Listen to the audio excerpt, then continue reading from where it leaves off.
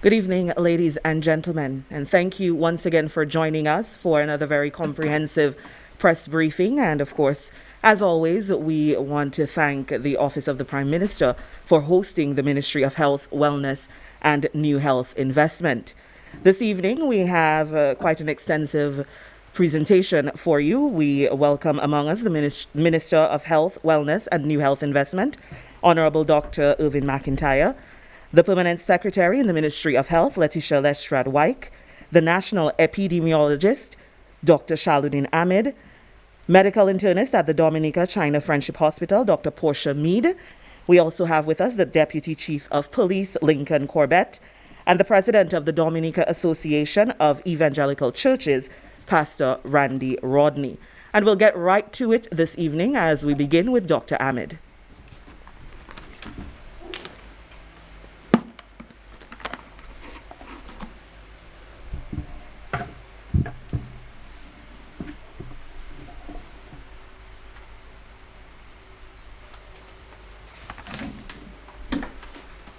Thank you, Ms. Harry. Honorable Dr. Irvin McIntyre, Minister of Health, Wellness and New Health Initiative, Mrs. Letitia Lestrade-Wyke, Permanent Secretary of Health, Wellness and New Health Initiative, Dr. Portia Mead, Medical Internist, Dominica China Friendship Hospital, Pastor Randy Rodney, President of Dominica Association of Evangelical Churches, Mr. Lincoln Corbett, Deputy Chief of Police, and pleasant evening to everyone. The total confirmed cases of COVID-19 are 16. 8 are recovered and discharged from the isolation unit for home quarantine. The other 8 cases are still in isolation unit. Some of them have completed 14-day period and without symptoms for the last 72 hours. These cases are sampled and waiting on laboratory testing. All possible contacts have been identified. A total of 152 contacts have been traced. All but 7 have been cleared. The results for the last 7 contacts are pending. At this stage, a total of 367 PCR tests have been completed. Of these 367, 351 are negative. So far, there have been no deaths due to COVID-19.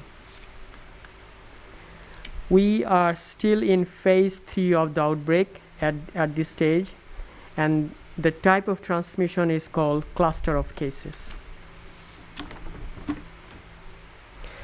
This has been so far 10 days that we have detected the last confirmed cases of COVID-19. There had been few suspected cases within the last 10 days. However, they were negative through PCR testing. The testing of symptomatic cases are ongoing, and these cases are not many at this time. Our next step of actions is to implement community level testing through random selection of asymptomatic cases. The objective is to actively search for a case that is undetectable otherwise. Social distancing through lockdown or otherwise is working, and this is the only way to break the chain of transmission. We must train our mind that everyone is a potential host for this virus, without exception. There are many uncertainties regarding these characteristics of this virus. There are many questions regarding its mode of transmission and immunity, and information are not readily available.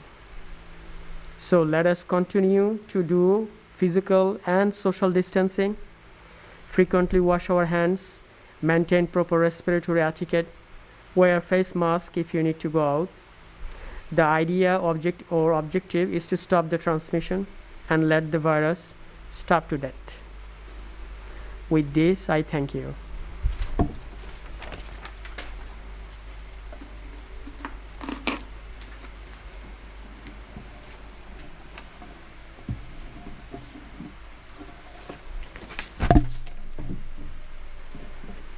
Thank you very much, Dr. Ahmed. And as he mentioned, just to reiterate, still at 16 confirmed cases, 8 recovered.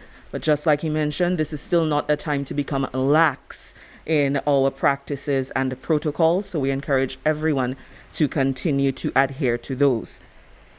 Next up this evening, we have the medical internist at the Dominica China Friendship Hospital, Dr. Portia Mead.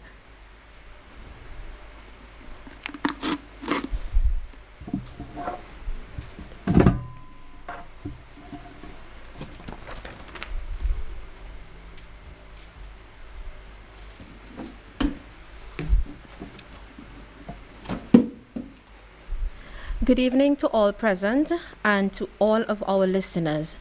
As protocol has already been established, I will simply continue, giving a clinical update of the situation here in Dominica. The total number of patients who have been confirmed with COVID-19 in Dominica remains at 16.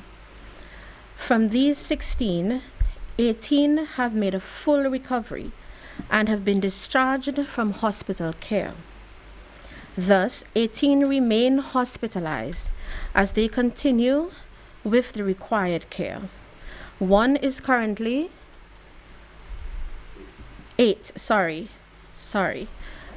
remain hospitalized. One is currently at the COVID-19 isolation unit at PMH, and 7 are at the COVID-19 isolation unit in Portsmouth. So in terms of the clinical management, the first thing that needs to be done is a proper triage and identification of these patients. So early recognition of the patients with COVID-19 is of utmost importance. These patients are categorized into 3 groups. The first being mild cases, mild pneumonia. Those in the second group would be those with severe pneumonia with respiratory rate of more than 30 breaths per minute, or SpO2, or the oxygen saturation, less than 90% on room air. The critical patients will be those with acute respiratory distress syndrome, worsening respiratory symptoms within 1 week after diagnosis is made.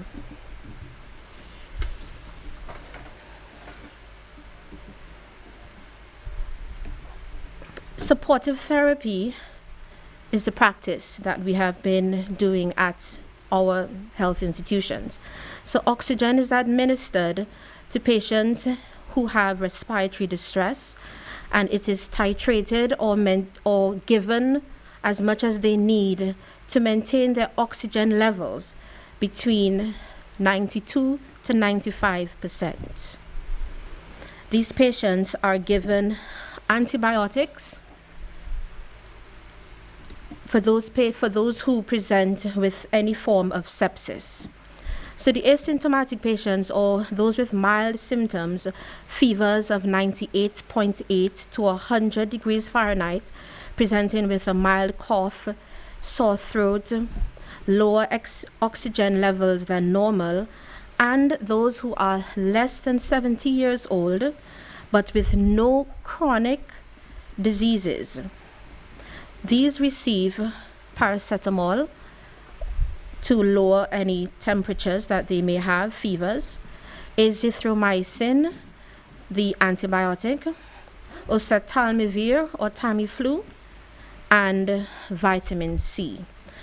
At this point, I would really like to pause and to stress that every member of the public ought to be taking at this time vitamin C in order to boost their immune systems.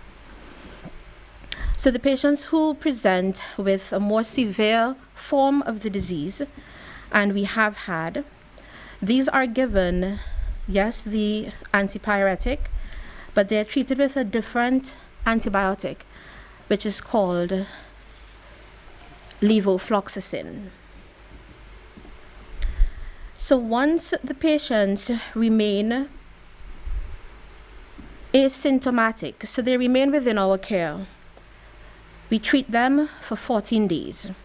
And once they remain asymptomatic, after 48 hours, they will undergo testing.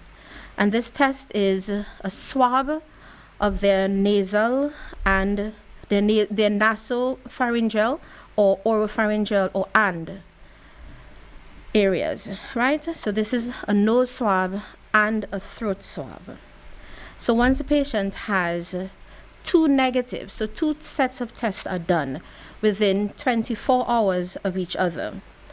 And once both result negative, then the patient is allowed to be discharged to return to their homes where they undergo 14 days of quarantine at home with strict instructions. Subsequently, follow-up visits will be done to review their blood tests, including kidney and liver function tests. All the patients who have been admitted, who are presently admitted, are asymptomatic or are clinically stable. 2 of the remaining 8 patients will likely be retested with the view of their discharge by early next week. To date, none of our patients have required mechanical ventilation, neither have we had any deaths due to COVID-19.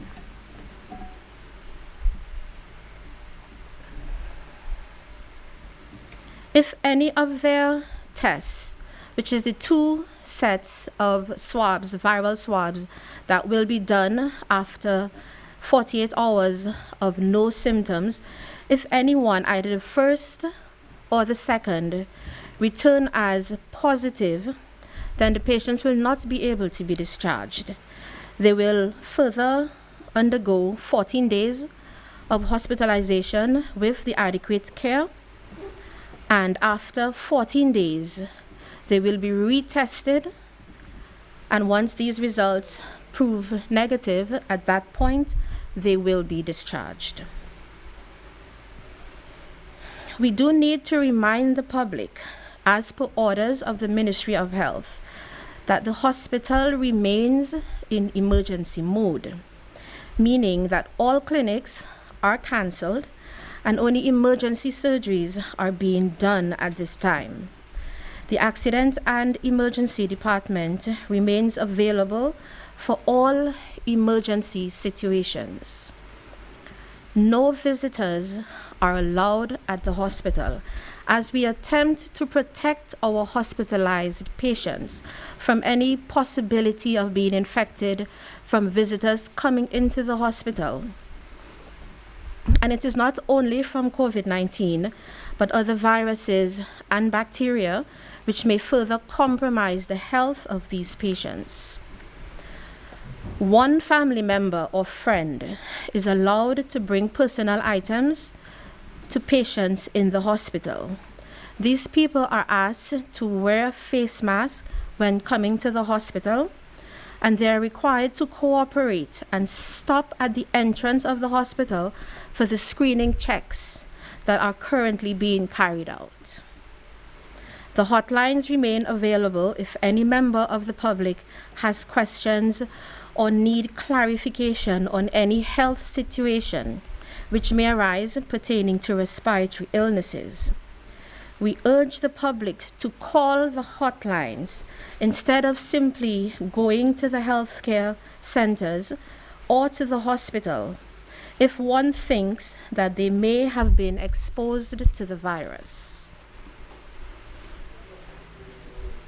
We have to reiterate that the preventative measures put in place are our best defense against this virus. Please adhere to the techniques of social distancing, hand hygiene, cough etiquette, as these are the only proven methods to combat this deadly disease and to flatten the curve. Thank you very much.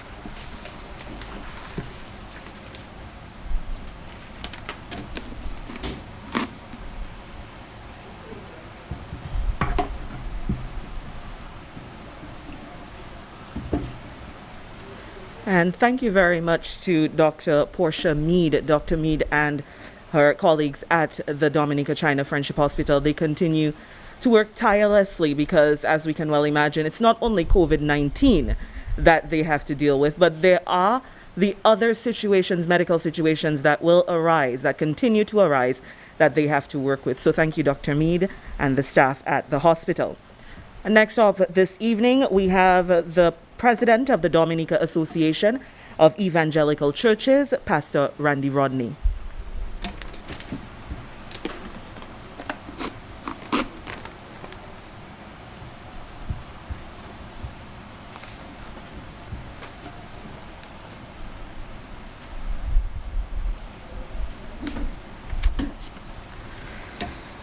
Thank you, Ms. Harry, and protocol already established. Good evening, everybody. These times are trying times. These times are stormy times. These times are times that we all must make up our minds to weather through. And I'm glad that I received an invitation from the Honorable Minister to share a few thoughts with you, especially coming from the Dominica Association of Evangelical Churches.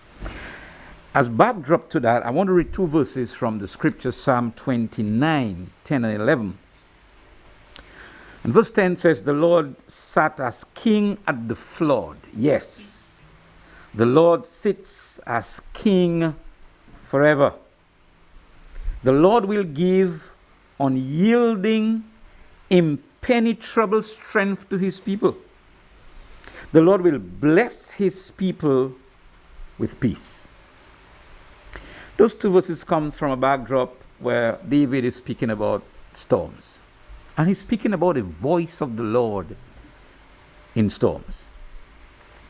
This COVID-19 is no Hurricane Maria, but in many ways, it is more impactful than Hurricane Maria in many ways, because it's impacting every sector of our society. Every single person can be touched, will be touched eventually. It's impacting our health, it's impacting our security, it's impacting our economy, it's impacting our social way of life, it's impacting how we live our weekends now. It's impacting every sector, every place of society. And even listening to the epidemiologists and Miss Dr. Portia Mead, the internist, and other medical professionals, we are coming to realize, even increasingly, that we really don't even have a finger yet on this novel virus. So there is talk of how it can be spread. We are glad that so far in Dominica we are doing fairly well. Listening to Dr. Ahmed and knowing now that it's been 10 days that we have not had a new positive is good news, is welcome news. But listening to the international medical practitioners, and they say to you that this virus can live in the air for quite some time, is also probable cause for infection, which means, my friends, that it seems that no human person have a handle on this. And if no human person have a handle on this, we need to submit our wills, our desires, our expertise into the hands of He who is very well able to give us handle. And that's God. And David in Psalm 29, I think, puts it very well when he says that the voice of the Lord is strong in the storm. And in verse 10, he says the Lord sat as king in the flood, which means that there is nobody else who can be in control of any flood, of any storm, than the Lord. This tells me that God is in the kingdom of providence, the government of providence. God is to be praised as governor of the world. He sits On the floor, not just anywhere else. In other words, he's captain of whatever is happening. He's not wondering what's happening. He knows what's happening. He knows what is to happen. He sits as king forever. So not only does he take position number one, but he's there eternally. What does that mean? It means, my brothers and sisters, my friends, that God is involved in the ebbs and flows of life. He's involved in the agitations and revolutions of this world. In other words, whatever happens, however it happens, does not really matter because he sits as king. Hence the reason why we all must submit to him. But not only does he sit as king, verse 11 says, he will give unyielding and unpenetrable strength to his people. And that is fantastic. It's fantastic because in God's economy, in God's mind, he looks at all of us, whether we deserve it or not, and he decides to provide for us strength that is unyielding and unpenetrable, so that every one of us can have the capacity to go through COVID-19 and come through COVID-19 stronger than we went into it.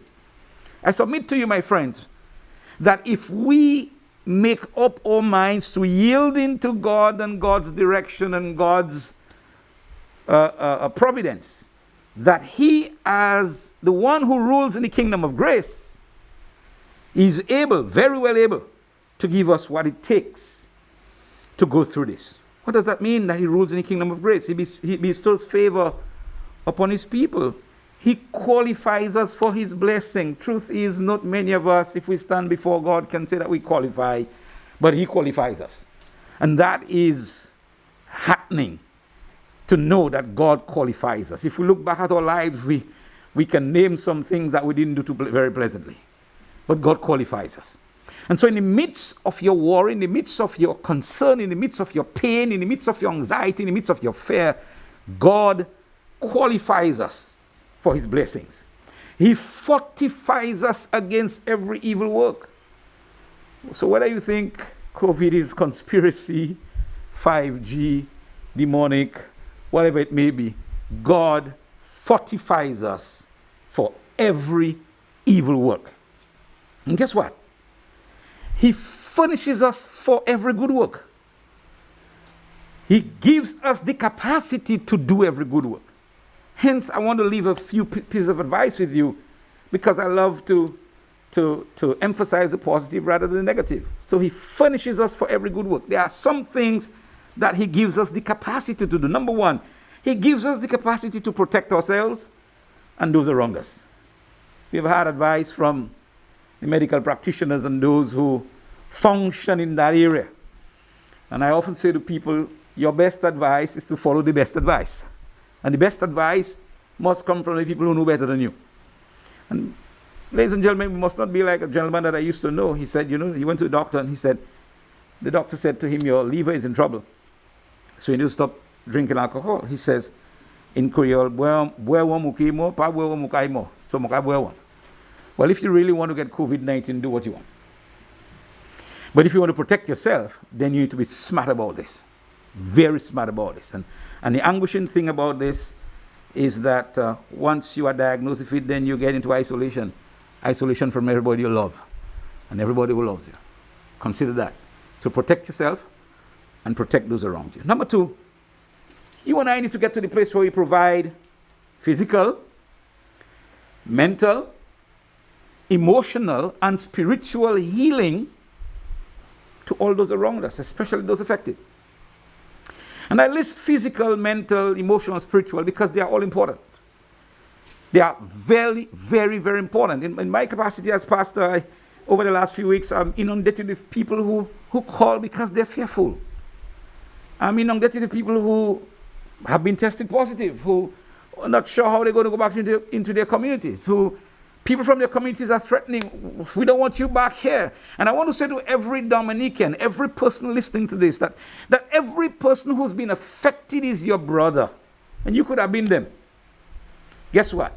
Open your arms and receive them with all the love that you are able to give. Yes, we are warned about physical distancing, so let's be cautious about that. but provide them with all the emotional support that they will require as they come home.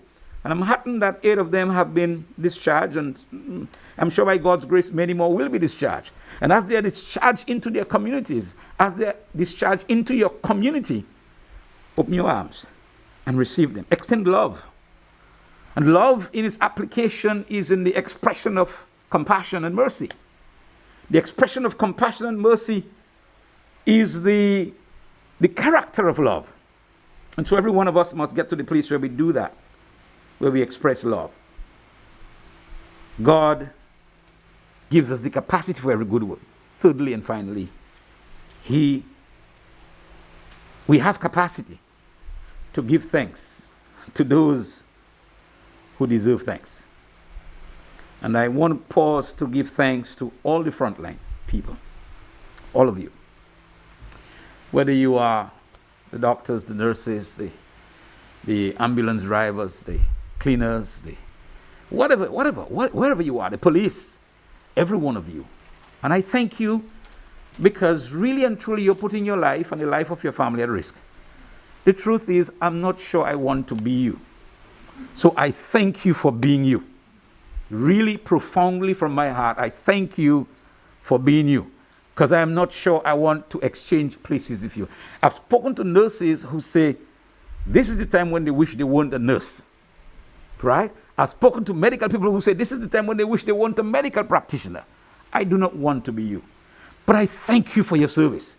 I applaud you for what you do. And I want you to know that I pray for you and the community of the Dominican Association of Evangelical Churches. We keep you in our prayers daily because we believe that you are doing a good work and you deserve to be thanked. We appreciate you for it. If we didn't appreciate you before, I tell you this time, we do appreciate you. I drove through the hospital a few days ago to bring in somebody who was had an emergency. And I stopped at the gate and they took my temperature. And I go like, excuse me? You know, we appreciate you. We thank you for doing that. So even those at the hospital gate who take the temperature, we thank you. Because you are yourself putting your life at risk. I felt I was at risk. I did not know what the person had. But I had to be in their company and take them to the hospital. Consequent on what's happening now, the DAC has taken some very bold initiatives and we are planning on some more. One of them is all of us are doing online church. And so we are able to communicate with our people and speak with them and encourage them. Because we believe at this time, this country should be praying. If you're a praying person, pray. And I believe that yes, the medical professionals are doing the human effort to cause this thing to happen. But we need to undergird them with prayer. Because I'll tell you something, one of the pieces of counseling I give to somebody is something I've learned in my profession. And that is when you get too accustomed with something, you can make mistakes. And even doctors and nurses can do that too. You know, and making mistake in the COVID environment is something that's very easy. Your customer doing this, you put your PPE, you make an error in putting it on or taking it off, and you put yourself at risk. We pray for you because we believe that while you put your effort in there, the possibility of you endangering yourself is real. And we believe that God is protecting you. In fact, our prayer at our church is that God gives you his own PPE. Whatever equipment you have might be good, but we believe that whatever equipment God will give you is better. God will give his own PPE. So we have online church and we pray. We're hoping to establish an online spiritual counseling hotline. In this time, we've been dealing with people who are suicidal.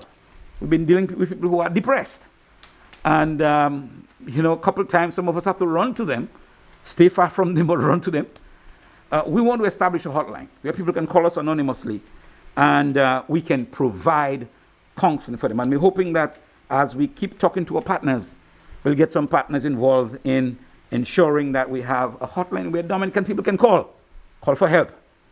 Call because they need some support, some lifting. And finally, we're advising our churches to do some retrofitting of washrooms to make for upgraded sanitation. Most of our public washrooms all over the country, in churches and otherwise, are not properly retrofitted. And so we're advising our churches to begin to think about that. So when you go into your washroom, the public washrooms in particular, and you're walking out of those washrooms, you don't have to touch a knob or touch a door once you have washed your hands. Once you have washed your hands, you should be able to walk out of that washroom without touching anything. That, I'm sure, will help us now and in the future. Of course, that is dependent on financing. I want to ask every one of you to keep providing the support, and those of you working assiduously to ensure that we not only flatten the curve, but we go back down to zero. I want to thank you and ask you to keep working hard for us. Thank you very much.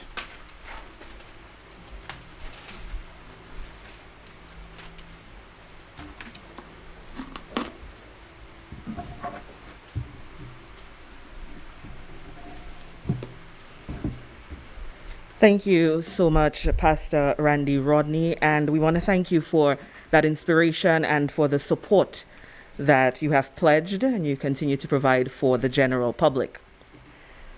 This evening, we also have with us the Deputy Chief of Police, Lincoln Corbett, who is our next presenter.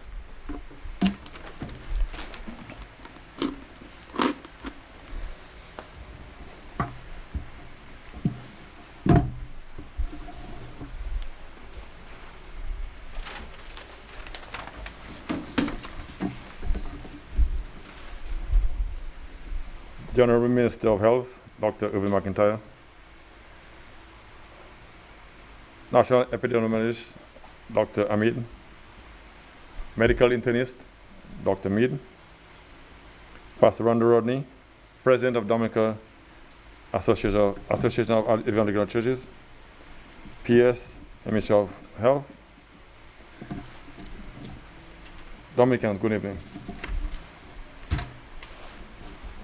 It is indeed a privilege to update you on the progress made to date in relation to the policing of emergency powers, Order SR number 15 of 2020.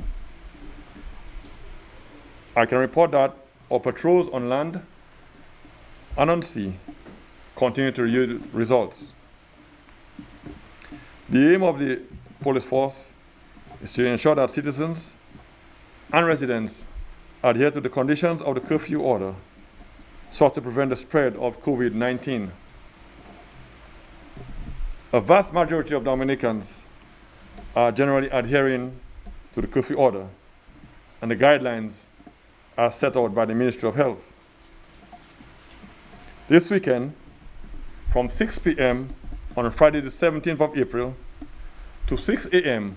on Monday the 20th of April, the country shall be on total lockdown, meaning you shall stay in your home. You are therefore warned to stay indoors, unless if you are permitted to be out there. Anyone found in a public place without being exempted will be arrested and prosecuted. To date, 31 individuals have been arrested for breach of the curfew order. Included in this number are 15 people from the village of Portsmouth, who on April 13th took part in a wet fair. This was held on the public road in Portsmouth, and they were arrested subsequently. They were taken to court, and 14 of them pleaded guilty and were each fined $500 to be paid immediately. These people were in breach of the curfew order by failing to adhere to the conditions stipulated therein. I wish to warn both captains also that they will face the full brunt of the law if found violating the laws of Dominica. In the previous broadcast, I issued a stern warning to both captains, both owners, crew members, and people who are involved in entering the state illegally. I reiterate this evening that you have to desist from this practice. We will use every legal means to ensure and enforce compliance with this order. We will stop you by any means necessary. I wish to call on members of the public to report any sightings of illegal entrance or information in that regard. They're putting your life and the security of the state in jeopardy for their own selfish deeds. Therefore, it is your duty to stop them by reporting them. This disease, as I indicated before, is a threat to our national security. Our way of life, and if not dealt with swiftly, could be disastrous. Our initiative, by partnering with the Roseau Market Authority, the WASCO and DOMLEC, to reestablish order and to implement social distancing and other measures as directed by the Ministry of Health, appears to be bearing fruit. They have been well received by the public. In this regard, I have to thank members of the public for the cooperation and adherence to the measures in place. Although not related to COVID-19, on April 13th, 2020, we responded to a report of domestic violence in the village of Grand Fond. It was reported that 2 young ladies from the community had sustained life-threatening injuries. In a hot pursuit which lasted over 48 hours and taking up much of our resources in the fight against COVID-19, one St. Lucian national was arrested and charged with attempted murder. He is currently on remand at the Dominica State Prisons. Due to the nature of our functions and our duties, the police force has always placed safety and protection of our officers as a matter of high priority.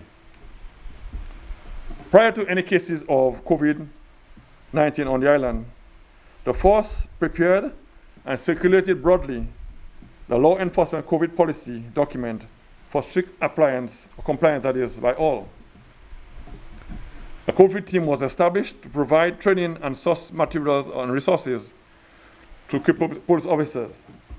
Therefore, we are fully prepared.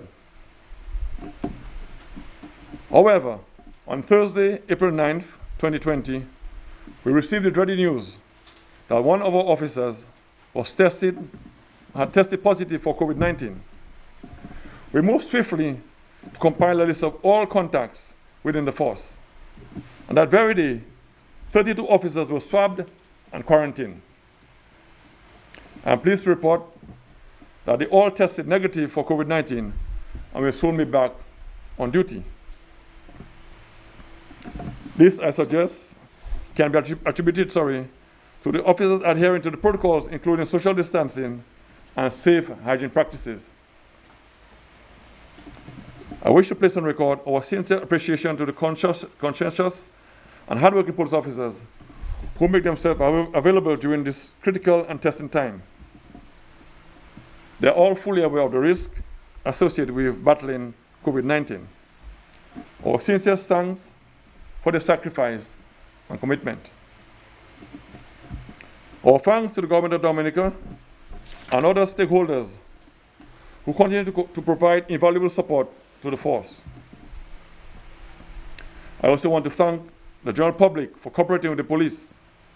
In closing, I remind the general public that this weekend, starting at 6 p.m. today, that is Friday, 18th April, to 6 a.m. on Monday, the 20th of April, the country shall be on a total lockdown. You are to stay at your home. I also implore the general public to follow the guidelines by the Ministry of Health to prevent the spread of the deadly COVID-19 and to obey the orders as stipulated in SRO number 15. Failure to adhere to these conditions will result in dire consequences, including the risk of being prosecuted. I pledge our commitment to continue to collaborate with all stakeholders to return Dominica to a state of normalcy within the quickest possible time. Thank you.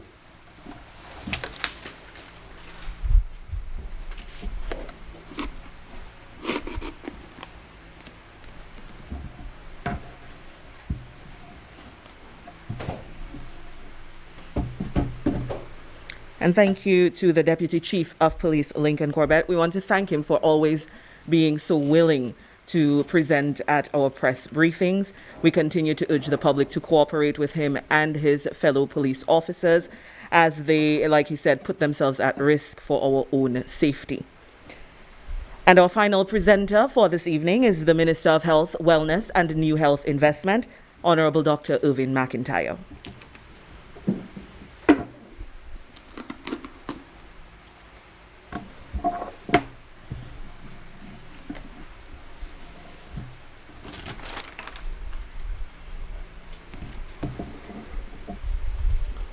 National epidemiologist Dr. Shalauddin Ahmed, medical internist Dominica China Friendship Hospital, Dr. Portia Mead, Permanent Secretary, Ministry of Health, Mrs. Letitia Lestrade-Wyke, President Dominica Association of Evangelical Churches, Pastor Randy Rodney, Deputy Chief of Police, Mr. Lincoln Corbett. Pleasant good evening to all of you. As usual, it's not only our duty, but our pleasure to be here with you again, updating and educating you with the hope of keeping you focused on the job at hand and thereby maintaining and improving our preparedness at all levels. We all know that everyone must be part of the fight against COVID-19 because any one of us can be a victim of COVID-19 as well. It is now 10 days since we've recorded our last positive case of COVID-19, but we are all aware that the fight against COVID-19 is far from over. We must remember this is a new disease surrounded by great uncertainty, and as such, the world is still learning about this deadly virus. We cannot be naive and become complacent in our actions and our attitudes. This relatively stable state that we're presently in gives us more time to focus on case identification in our communities, rather than letting our guards down. The Ministry of Health will continue all efforts with the intention of achieving the best possible outcome for our country. But the Ministry of Health cannot do it alone. Besides our activities on the field, we have placed much emphasis on risk communication and community engagement through the Health Promotion Unit. We know that knowledge is power and ignorance is poverty. We urge the people to adhere to and follow the guidelines being echoed by the Ministry of Health. And I will repeat, frequent proper hand washing, proper respiratory etiquette regarding how we sneeze and how we cough, disinfecting and sanitizing our homes, offices, and businesses, proper placement, wearing, and removal of masks, and always remember to wash or sanitize our hands before placement of masks. Practicing physical distancing of at least 6 feet from the individual. We can also step up our level of commitment to the cause by engaging in community policing. If your friends, your neighbors are not adhering to the anti-COVID measures, then engage them from a distance or on your phones. Explain to them the significance of their actions. It is also important to recognize any new person in your community who came from abroad for whom we have no record of. In that case, please feel free to inform the police or the health authorities. This might just be your intervention in saving lives. The weekend is here, and it brings along the total lockdown. But by doing this, we're also locking down the virus and keeping it stranded. We've done it before, and we can do it again. Before I close, I must mention that we have been fortunate to have good friends internationally. This morning, the People's Republic of China donated 15 non-invasive ventilators and 20 non-contact infrared thermometers. In this present scenario, we know how valuable such a donation is to our country. That is besides the 30,000 masks and 1,500 PCR test kits we received last week. And there will also be much more supplies in the coming weeks from the People's Republic of China, to include PPEs, that's the personal protective equipment, N95 masks, non-contact infrared thermometers, and test kits. We also express our deepest thanks to the Bolivarian Republic of Venezuela for making available 50 PCR test kits and 300 rapid COVID-19 tests, which we will use for our community studies. The government of Cuba has been at the forefront of making medical professionals available to fight COVID-19 throughout the region. Dominica is no exception. The 35 Cuban health professionals are actively involved in our response to COVID-19, and for this we are very grateful. Our second COVID-19 unit at St. James in Portsmouth is complete, and that gives an additional 18-bed capacity. Special thanks to Dr. Colin McIntyre, Honorable Kasani Laville, and Permanent Secretary Mr. Roland Roye, together with the contractor and all the construction workers for the effort in achieving this milestone as regards to our surge capacity.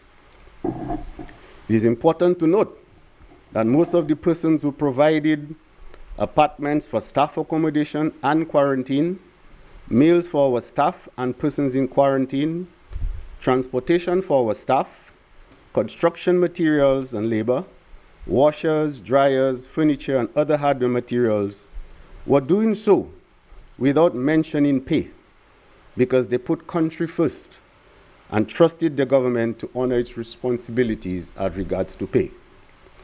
The government of Dominica is processing a contingency fund for COVID-19 activities specifically related to health. This is the COVID emergency response. I would also want to express our sincere gratitude and appreciation to all the local companies who have assisted us in one way or the other. Last but not least, there are no words to express the significance of our frontline workers, both at the COVID unit and the field, in this fight against COVID-19, also to include the quarantine team.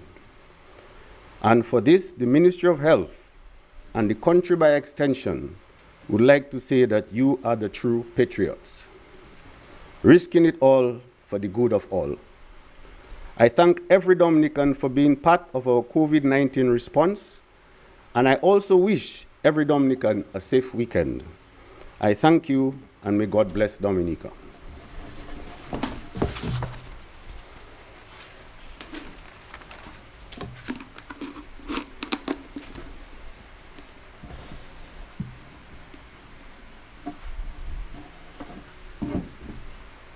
And thank you so very much, Dr. McIntyre. And on behalf of all the staff of the Ministry of Health, I'd like to extend my gratitude to you. You are the glue that keeps all of these organizations that you mentioned, all of these individuals that you mentioned, you're the glue that keeps it all together. So thank you for your leadership and continued support of your staff. I'd also like to acknowledge quite a few other individuals. I want to acknowledge Open Solutions for Health. And that company is responsible. They came on board to develop the database that's being used by the Hospital Information Unit and did so free of charge as part of their corporate responsibility. So we'd like to extend our gratitude to them. I'd like to also thank the Permanent Secretary in the Ministry of Health, Letitia Lestradwike, and the administrative staff in the Ministry of Health. They all work behind the scenes very diligently. We don't hear about them very often, but they are there. Even when other staff of government staff was sent home, they came into work every day because there's a lot that needs to be done behind the scenes. So thank you to them for that. Our hotline operators, we continue to thank you for your dedication to your service. And we don't usually thank this staff, but I'd like to thank the staff of the Office of the Prime Minister, especially the camera crew. I'd like to thank the GIS crew. They are on the ball all the time, anytime, to bring the information across to the general public. So I'd like to thank them very profoundly. Also, the staff of the ODM for your continued support of the ministry. Thank you for that. The lab staff at the hospital for your prompt and efficient work. Also often neglected our drivers, Frigis, J-Ren, Mr. Pond, Mr. Thomas, and the others. Thank you so much for always being available any time of the day and night. And ladies and gentlemen, I'd also like to thank all the media partners who come on board all the time to provide the coverage and support, and you for your patience, for your compliance, and for always tuning in. Again, we remind you that we do not want you to become complacent in this time, but continue to exercise all the best practices that have been outlined by the ministry. Once again, we wish you a very good evening.